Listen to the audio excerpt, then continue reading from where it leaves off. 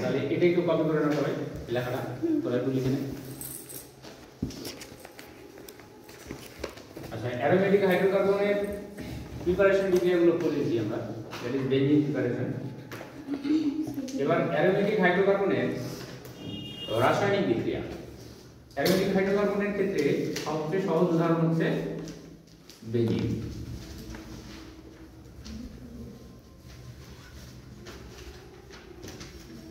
এখন বেঞ্জিন বলয়ে এখানে যে দ্বিবন্ধনগুলো আছে এগুলোকে আমরা বলি হচ্ছে পাই বন্ধনের ইলেকট্রন। ভালো করে বোঝাবো, এই পাই বন্ধনের ইলেকট্রনগুলো কিন্তু স্থির নয়, এগুলো কি করে সবসময় রেজোনেন্সের মাধ্যমে এই বলয়ে কি হয় ঘুরতে থাকে।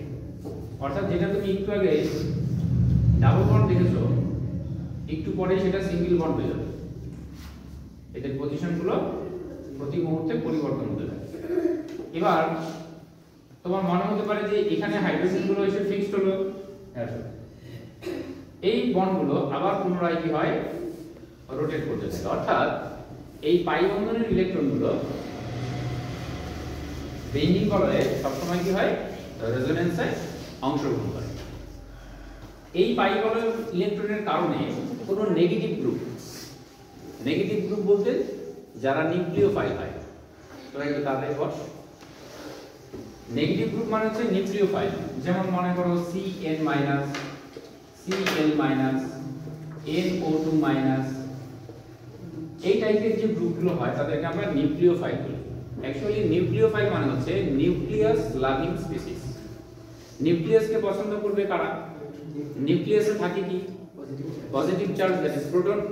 ওদেরকে পছন্দ করবে হচ্ছে নেগেটিভ আয়ন। সেই কারণে অল নেগেটিভ স্পিসিস বা যে কোনো ঋণাত্মক আয়নগুলোকে বা নেগেটিভ আয়নগুলোকে আমরা নিউক্লিওফাইল বলি। শুধু তাই না, কিছু কিছু অণু আছে যাদের নেগেটিভ চার্জ নাই কিন্তু ইলেকট্রন ঘনত্ব আছে, তাদেরকেও নিউক্লিওফাইল বলা যায়।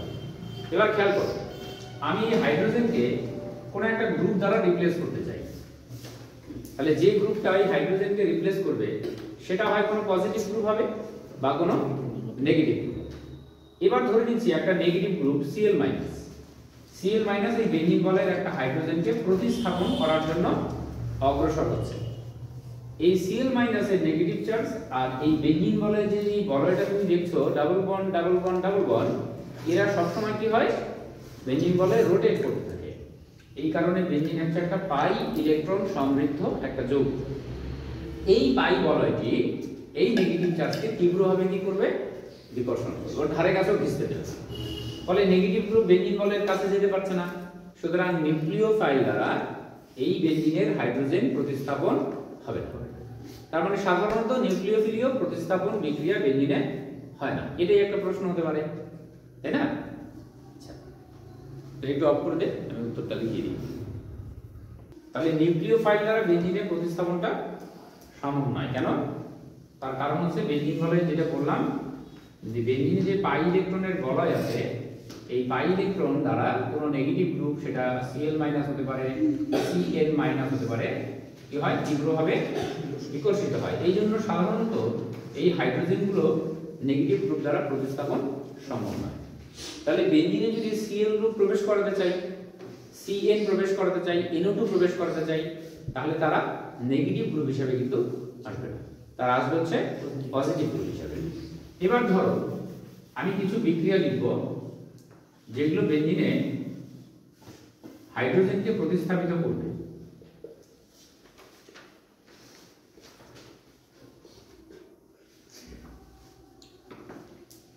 এখানে বেঞ্জিনে যে 6টা হাইড্রোজেন পরমাণু লিখেছি তারা সব হচ্ছে সমতুল্য, কোনো প্রেফারেন্স নেই যে এটা বেশি গুরুত্বপূর্ণ এটা কম গুরুত্বপূর্ণ, এরকম কোনো ব্যাপার নেই। এই সব হাইড্রোজেনগুলো সমতুল্য, অর্থাৎ যে কোনো হাইড্রোজেন কোনো গ্রুপ দ্বারা রিপ্লেস হতে পারে প্রথমে।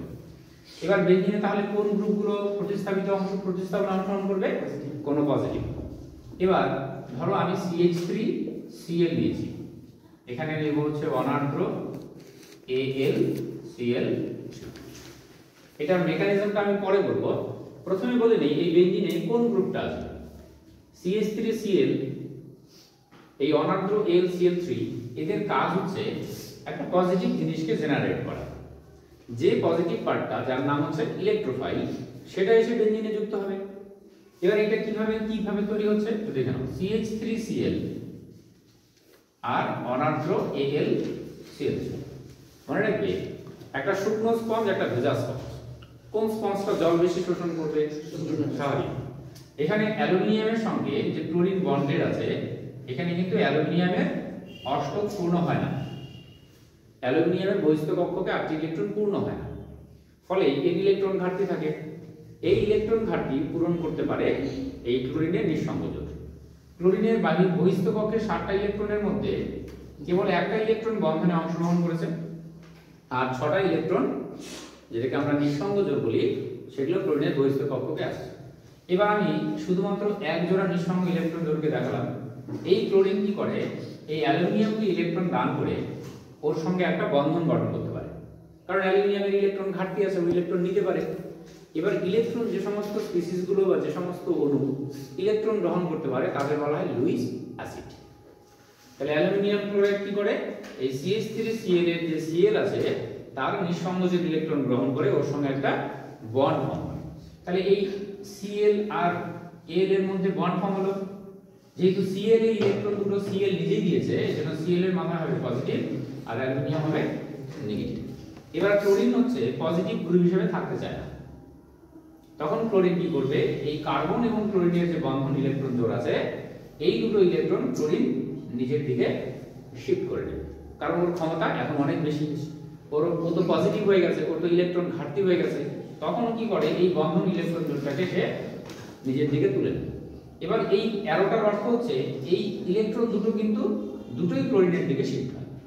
তাহলে এটা যদি শিফট হয়ে যায়, এই দুটো ইলেকট্রনের মধ্যে একটা ইলেকট্রন তো ক্লোরিনের, আরেকটা কার ছিল, কার্বনের, CH3 কার্বনের, কিন্তু দুটোই যখন ক্লোরিন নিয়ে যায় তখন এই কার্বনটা পজিটিভ আর ক্লোরিনটা নিউট্রাল হয়ে যায়। এই CH3 পজিটিভটা এবার বেঞ্জিন বলের কোন একটা হাইড্রোজেনকে রিপ্লেস করে। কিভাবে রিপ্লেস করে তার মেকানিজম পরে বলবো। তাহলে প্রথমে যেটা হচ্ছে বেঞ্জিন বলের যে কোনো একটা হাইড্রোজেনকে আমি এবার CH3 দ্বারা রিপ্লেস করব।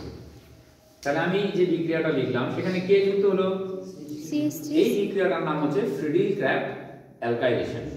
বিজ্ঞানী ফ্রিডল-ক্রাফটের নাম অনুসারে এই বিক্রিয়াটাকে আমরা বলি ফ্রিডল-ক্রাফট অ্যালকাইলেশন, কারণ মিথাইল গ্রুপ হচ্ছে একটা অ্যালকাইল গ্রুপ, এই মিথাইল গ্রুপটা বেঞ্জিন বলায় প্রবেশ করবে। এবার আমি একই রকম ভাবে আরো দুই তিনটা বিক্রিয়া লিখছি। এই বিক্রিয়াগুলো একটুখানি কপি করে নাও। এটা বেঞ্জিন বলায়, এখানে আমরা দাগ দিয়ে অনেকগুলো রিয়েজেন্ট লিখব। তোমরা একটু গ্যাপটা বড় রাখবে, কারণ এখানে স্ট্রাকচারগুলো ড্র করতে হবে। এবার আমি এখানে লিখব হচ্ছে গাঢ় H2SO4 আর গাঢ় HNO3, তারপর লিখব ধূমায়মান, ধূমায়মান H2SO4। অ্যাকচুয়ালি ধূমায়মান H2SO4 মানে H2SO4 এর সঙ্গে SO3 গ্যাস মিশে থাকে। তারপর একটা বলবো হচ্ছে তোমার CH3COCl অনার্দ্র AlCl3।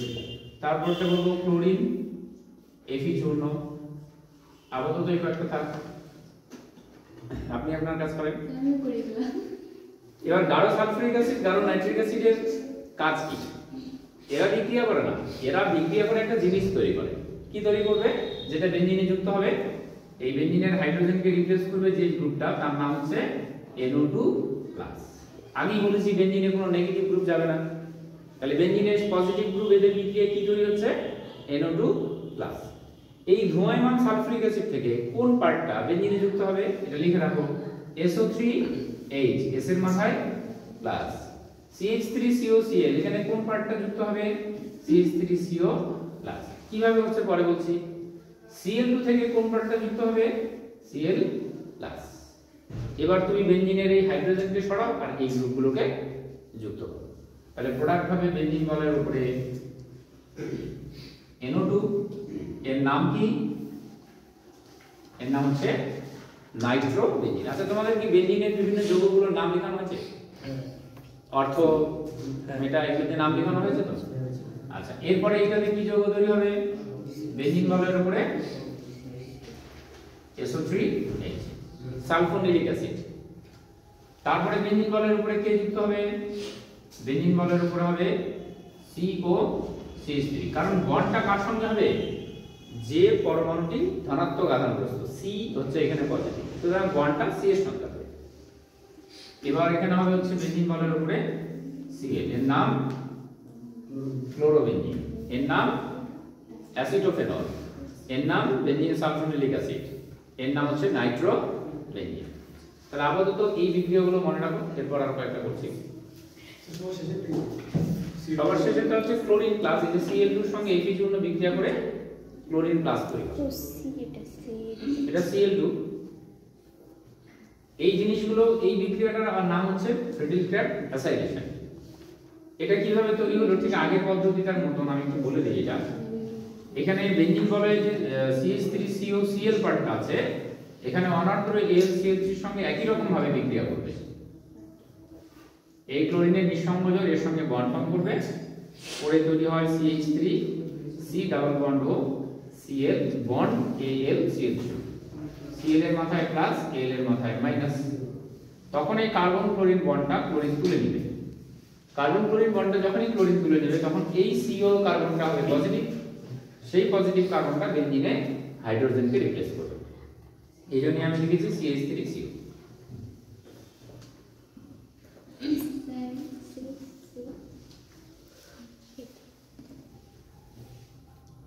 দেখো এবার ক্রিয়া কৌশলের মধ্যে একটু আগে যেটা করলাম আমরা প্রোডাক্টটা, সেটা হচ্ছে বেঞ্জিনের সঙ্গে CH3Cl অনার্দ্র AlCl3 বিক্রিয়ায় প্রোডাক্ট কি হয়েছে,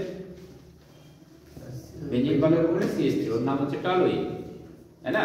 তাহলে এখানে যুক্তটা কি হবে, CH3 প্লাস।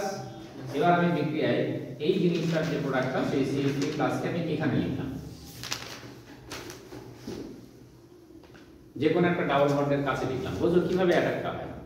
এবার এই গ্রুপটার নাম হচ্ছে ইলেকট্রোফাইল, যারা ইলেকট্রনকে পছন্দ করে। এবার এই কি করলো, যেখানে ডাবল বন্ড আছে যে কোনো একটা ডাবল বন্ডের কাছে আসবে, যেমন নয় এটার কাছে আসবে, যে কোনো দ্বিবন্ধনের কাছে আসবে। যখনই আসবে তখন এই যে ডাবল বন্ডটা এখানে লিখেছি, এই ডাবল বন্ডটা শিফট হবে, কমপ্লিট উঠে যাবে। এবার কার কাছ থেকে উঠলো ভাবো, এই কার্বন থেকে বন্ডটা উঠে গিয়ে বন্ডটা কার সঙ্গে বন্ড ফর্ম করবে, কার্বনের সঙ্গে। তাহলে এই যে বন্ডটা, এই বন্ডটা আস্তে আস্তে উঠিয়ে দাও, এই বন্ডটা শিফট হয়ে গেল কার্বন। খেয়াল করো কি হচ্ছে, এই যে বন্ডটা আছে বন্ডটা উঠে দাও, এই বন্ডের মধ্যে কয়টা ইলেকট্রন আছে, দুটো। তো একটা কার্বন এইটা আর একটা কার্বন এইটা, কিন্তু যখনই দুটো তুলে নিল তখন এই কার্বনের একটা ইলেকট্রন লস হলো। এবার এই যে দুটো ইলেকট্রন, এই দুটো ইলেকট্রন সবই কিন্তু এখানে একটা বন্ড ফর্ম হলো, কারণ এই কার্বনের মধ্যে একটা ইলেকট্রন শেয়ার হলো আর এই কার্বনের একটা ইলেকট্রন শেয়ার হলো। এবার যে জিনিসটা তৈরি হলো সেটা দেখো কি হচ্ছে, এখানে হাইড্রোজেন অ্যাজ ইট ইজ, এই বন্ডটা থাকছে না, এখানে চলে যাবে একটা CH3, এখানে একটা হাইড্রোজেন, এই double bond as it is থাকবে। কিন্তু যে কার্বনটা থেকে বন্ডটা উঠেছে সেই কার্বনের মাথায় একটা পজিটিভ, এটা হবে ফার্স্ট স্টেপ। এবার বেঞ্জিনের একটা নিয়ম আছে, বেঞ্জিনের একটা ধর্ম আছে, কি সেটা হচ্ছে বেঞ্জিনের অ্যারোমেটিসিটি।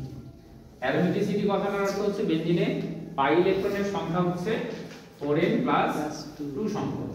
এবার বেঞ্জিনে দেখো এটা অ্যান্টি অ্যারোমেটিক হয়ে গেল, পাই ইলেকট্রনের সংখ্যা হয়ে গেল 2 2 4, তার মানে 4n সংখ্যক পাই ইলেকট্রন হয়ে গেল।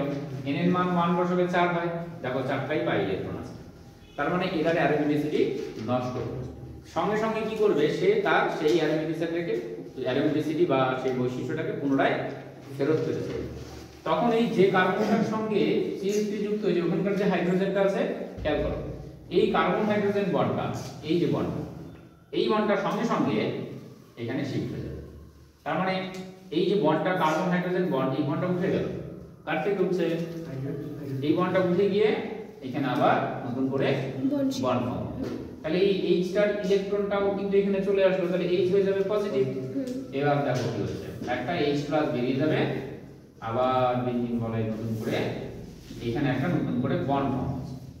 আর আগে যেরকম ছিল সেরকমই, এখানে একটা H, এই H টাকে লিখবো না, এবার এখানে একটা কি লিখলাম, CH, তার মানে উৎপন্ন যৌগটা হয়ে গেল টলুইন। এই যে প্রসেসটা, এটা হচ্ছে ইলেকট্রোফিলিক অ্যাডিশন বা ইলেকট্রোফিলীয় প্রতিস্থাপন বিক্রিয়া। এটা বেঞ্জিন বলে এই মেকানিজমটা তোমাদের একটা আছে, বাকিগুলো সব একই নিয়মেই হয়।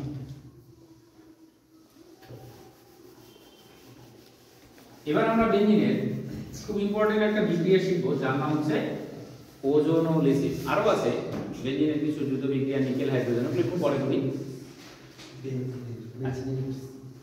আচ্ছা, ওজোনোলিসিসের আগে আমরা আরেকটা জিনিস ভালো করে শিখি। ধরো বেঞ্জিনে শুরু থেকে একটা ক্লোরিন গ্রুপকে আমি প্রতিস্থাপন করেছি। বেঞ্জিনে আগে থেকে কি আছে, একটা CH3 গ্রুপ আছে, অথবা বেঞ্জিনে আগে থেকে একটা CH3 গ্রুপ আছে। এই গ্রুপগুলো থাকার পর যদি বেঞ্জিনে আমি আবার পুনরায় CH3Cl অনার্দ্র AlCl3 এই জিনিসটা অ্যাড করি, এখানেও আবার CH3Cl অনার্দ্র AlCl3 যোগ করি, তাহলে এই জিনিসটা থেকে কোন পার্টটা বেঞ্জিনে যুক্ত হবে? CH3+। এখান থেকেও কে যুক্ত হবে? কিন্তু এবার একটা সমস্যা, সেটা হচ্ছে বেঞ্জিনে যদি আগে থেকেই কোনো গ্রুপ বেঞ্জিনে উপস্থিত থাকে বা কোনো পরমাণু দ্বারা রিপ্লেস হয়, তাহলে দ্বিতীয় যে পজিটিভ গ্রুপটা বেঞ্জিনে যাবে সেটা কোন অবস্থানে যাবে সেটা নির্দেশ করবে হচ্ছে আগে যে উপস্থিত আছে সে। কিভাবে? খুব সহজ।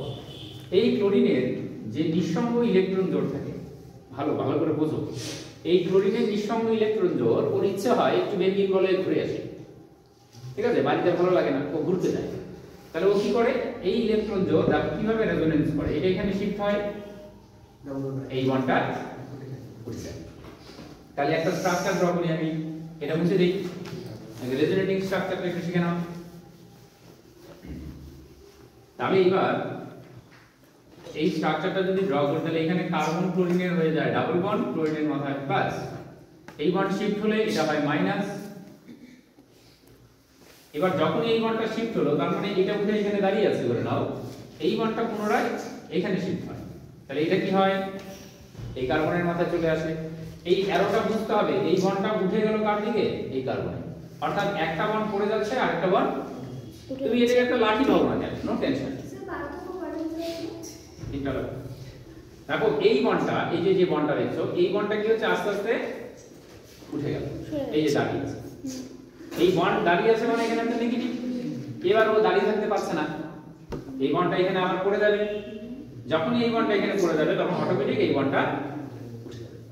এই শিফটিংটা তোমাকে বুঝতে হবে।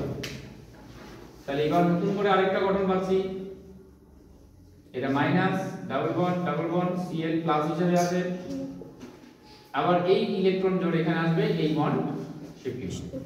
একটা জিনিস দেখো তো খেয়াল করে, বেঞ্জিন বলে এই পজিশনগুলোকে আমরা কি বলি? বেঞ্জিন বলে কোন গ্রুপ থাকলে তার প্রথম কার্বন বাঁদিকে ডান দিকের কার্বনকে পজিশনকে আমরা বলি অর্থ পজিশন, সেকেন্ড যে কার্বনটা থাকবে তার পজিশনকে বলা হয় মেটা পজিশন। কার রেসপেক্টে? যদি বেঞ্জিনে আগের থেকেই কোনো গ্রুপ থাকে, তাহলে সে যে কার্বনে যুক্ত আছে তার পাশের কার্বন দুটোকে আমরা বলি অর্থ, তারপরে সেকেন্ড কার্বন দুটোকে বলি মেটা, আর বিপরীত কার্বনকে বলা হয় প্যারা। এবার খেয়াল করো তো, এই রেজোনেন্সের কারণে বেঞ্জিনের কোন কোন অবস্থানগুলো ঋণাত্মক আধান তৈরি হলো? এই পজিশনটা অর্থ, এই পজিশনটার নাম প্যারা, আবার এই পজিশনটার নাম অর্থ। তাহলে এবার বলো, কোন পজিটিভ গ্রুপ যদি বেঞ্জিনে আসতে চায়, সে কোন জায়গাটা বেশি পছন্দ করবে? যে জায়গাটায় নেগেটিভ গ্রুপ তৈরি হয়েছে, তাই না? খুব সিম্পল বিষয়। তাহলে পরবর্তীতে যে CH3+ আসবে, সে এই দুটো অর্থের মধ্যে যে কোনো একটা অর্থ পজিশনে যেতে পারে। এবার ধরে নাও আমি এই যোগটা 100টা দিয়েছি, 100টার মধ্যে এই CH3Cl 100 বার যুক্ত হবে, তাহলে 80টার ক্ষেত্রে প্যারা পজিশনে যুক্ত হবে। 80টার ক্ষেত্রে তৈরি হবে হচ্ছে এই Cl এর রেসপেক্টে কোন পজিশনটা নেগেটিভ হচ্ছে, অর্থ হচ্ছে প্যারা হচ্ছে, কিন্তু প্যারাতে আরেকটা CH3 নতুন করে যোগ হবে, এটা 80% হবে। আর Cl এর রেসপেক্টে অর্থ পজিশনে CH3 যাবে 80টার ক্ষেত্রে। তার মানে এই যোগটা যদি 100টা থাকে, তার মধ্যে কোন কোন জায়গায় CH3 যেতে পারে? অর্থতেও যেতে পারে, প্যারাতেও যেতে পারে, কিন্তু প্যারাতে যাবে 80% আর অর্থতে যাবে 20। তার মানে 80টা CH3 বেঞ্জিন বলে যে Cl আছে ক্লোরোবেঞ্জিন, তার রেজোনেন্সের মাধ্যমে যে প্যারা পজিশনে তৈরি হচ্ছে, এই জায়গাটায় তোমার বেশি সংখ্যক CH3 এইখানকার হাইড্রোজেনকে প্রতিস্থাপিত করবে। কেন হয় প্রতিস্থাপন করে? কারণ এর গঠনটা সুষম হয়, এটা অনেক বেশি সুস্থিত হয়। এবার এর ক্ষেত্রে অনেক রকম স্টেরিক ইনফ্লুয়েন্স থাকে, এই কারণে এটা আনস্টেবল হয়, এই কারণে এটা তৈরি হওয়ার প্রবণতাটা কম হয়। তাহলে এটা হয় 20% বা গৌণ যৌগ, এটা হচ্ছে মুখ্য যৌগ। সেম লজিক আমি যদি এখানে ক্লোরোবেনজিনের পরিবর্তে, তাহলে এই রিঅ্যাকশনটা তোমরা লিখতেই পারো, ক্লোরোবেনজিনের সঙ্গে অনার্দ্র HCl3 দিলে এই দুই ধরনের যৌগ তৈরি হবে। এই যৌগটার নাম হচ্ছে প্যারা ক্লোরো টলুইন, বাংলায় লিখতে পারো, আর এটার নাম হচ্ছে অর্থ ক্লোরো টলুইন।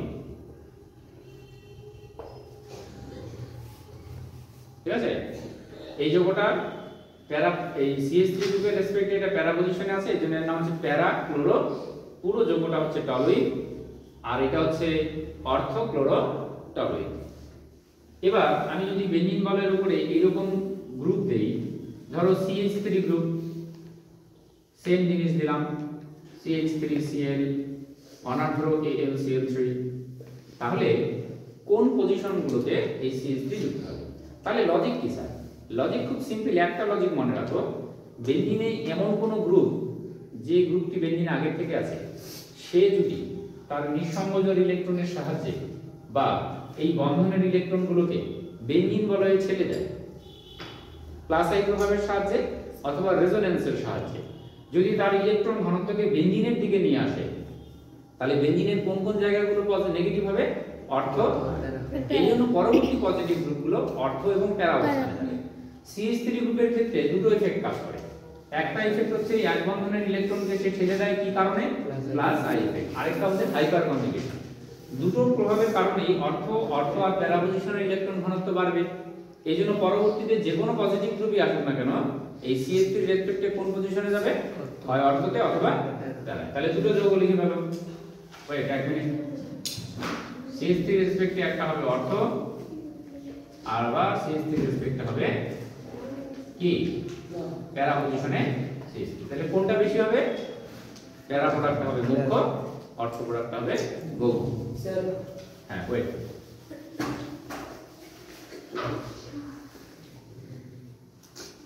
শেষ তো লেখা? হ্যাঁ, এবার হচ্ছে নাইট্রোবেনজিন। নাইট্রোবেনজিনে বেনজিনের যে পাই ইলেকট্রন বলয়গুলি আছে, সেটা দেখো কিভাবে রেজোনেন্স করে। নাইট্রো গ্রুপের একটা ইফেক্ট আছে যেটার নাম হচ্ছে মাইনাস আই ইফেক্ট, আর হচ্ছে minus R effect. R for resonance, রেজোনেন্সের মাধ্যমে যদি ইলেকট্রন বেনজিনে ঢোকে তাহলে বলা হয় প্লাস আর ইফেক্ট। রেজোনেন্সের মাধ্যমে যদি ইলেকট্রন বেরিয়ে যায় তাহলে বলা হবে মাইনাস আর ইফেক্ট। খুব সিম্পল জিনিস। এবার ইলেকট্রন বেরিয়ে গেলে বেনজিনের ইলেকট্রন ঘনত্ব কি বাড়বে না কমবে? দেখ কোন কোন জায়গায় কমে। এই বন্ডটা এখানে পাল্টিয়ে যাবে, পাল্টিয়ে মানে শিফট হয়ে যাবে। তার মানে এইটা যদি এখানে চলে যায় তাহলে নাইট্রোজেনের বন্ড অনেক হয়ে যাবে। নাইট্রোজেনের বন্ড তখন কি হয়? অক্সিজেনটা শিফট করে নেয়। একটা বন্ড পড়ে গেলে আরেকটা বন্ড অটোমেটিক শিফট হতে হবে। This is resonance. তাহলে পরবর্তীতে দেখো স্ট্রাকচারটা কি দাঁড়ালো, যেখান থেকে বন্ডটা উঠলো এই কার্বনটা হয়ে যাবে পজিটিভ, এটা হয়ে যাবে ডাবল বন্ড, এটা হয়ে গেল সিঙ্গেল বন্ড, এন এর মাথায় মাইনাস, এটা অলরেডি সিঙ্গেল বন্ড ছিল, নাইট্রোজেনের বন্ডের সংখ্যার কোনো চেঞ্জ হলো না। একটা বন্ড এখানে নতুন করে তৈরি হলো, আরেকটা বন্ড ভেঙে গেল। তাহলে নাইট্রোজেনের চারটা বন্ড আগেও ছিল, এখনো চারটা বন্ড। কোন জায়গাটা পজিটিভ হলো? পজিশনটার নাম, এই NO2 গ্রুপের রেসপেক্টিভ পজিশনটার নাম অর্থ পজিশন। তোমরা কি রেসপন্স করো না? নাইট্রো গ্রুপ যে কার্বনে যুক্ত, এই কার্বনটার সাথে তার পাশের কার্বন দুটোকে আমরা বলি হচ্ছে তার পরবর্তীতে সেকেন্ড কার্বন দুদিকে বলা হবে মেটা, আর অপোজিট কার্বনকে বলা হবে প্যারা। এটা জেনে নিতে হবে। এবার এই যে পজিটিভ গ্রুপটা আছে এটা ডিলোকালাইজ করে, এই বন্ডটা এখানে শিফট হয়। তার মানে এই বন্ডটা জাস্ট উঠে গিয়ে এখানে পড়ে যায়। তাহলে দেখো কি হয়, আরেকটা স্ট্রাকচার জেনারেট হবে। এবার এখানে হবে পজিটিভ, এটা হয়ে যাবে neutral, nitrogen as it is যেরকম ছিল সেরকম ভাবেই থাকবে। তাহলে বলো তো কোন জায়গাটা পজিটিভ হলো? প্যারা। গুড। এবার সেম ভাবে এই বন্ড এখানে শিফট হলে এই বন্ডের গোড়াটা এখানেই লেগে থাকবে। এইভাবে ভাবো, গোড়াটা এখানে লেগে আছে, এটা উঠে গেল, উঠে গিয়ে এখানে পড়ে যাবে। তাহলে যেখান থেকে বন্ডটা শিফট হলো সেই জায়গাটা পজিটিভ হবে। তাহলে পরবর্তীতে কোন পজিশনটা পজিটিভ হচ্ছে? এগেইন অর্থ পজিশন। তাহলে এবার বলো তো, কোন পজিটিভ গ্রুপ যদি বেঞ্জিন বলে এবার রিপ্লেস হতে চায়, তাহলে কোন জায়গাটা ও বেশি পছন্দ করবে? এই জায়গাগুলো পছন্দ করবে কি? ও তো নিজেই পজিটিভ গ্রুপ হিসেবে আসতেছে, তাহলে অর্থ পজিশনকে পছন্দ করবে না, প্যারাকেও পছন্দ করবে না, অর্থকেও পছন্দ করবে না। তাহলে তুলনামূলক কোন জায়গাটা সেফ, কোন জায়গাটা বেশি ইলেকট্রন সমৃদ্ধ? এটা। তার মানে নাইট্রোবেঞ্জিনে যদি আমি কোনো বিক্রিয়া অংশগ্রহণ করি, তাহলে যে পজিটিভ গ্রুপ দ্যাট ইজ ইলেকট্রোফাইলটা বেঞ্জিনে যুক্ত হবে সেটা মেটা পজিশনে যাবে। এই জন্য এই গ্রুপটাকে আমরা বলি মেটা নির্দেশক, ও পরবর্তী গ্রুপকে বলবে তুমি মেটা পজিশনে যাও। বুঝতে পেরেছো? এই জন্য ওর নাম হচ্ছে মেটা নির্দেশক, কারণ আগের থেকেই নাইট্রো গ্রুপ আছে। তাহলে এবার আমরা এটার একটা বিক্রিয়া লিখে ফেলি লাস্ট।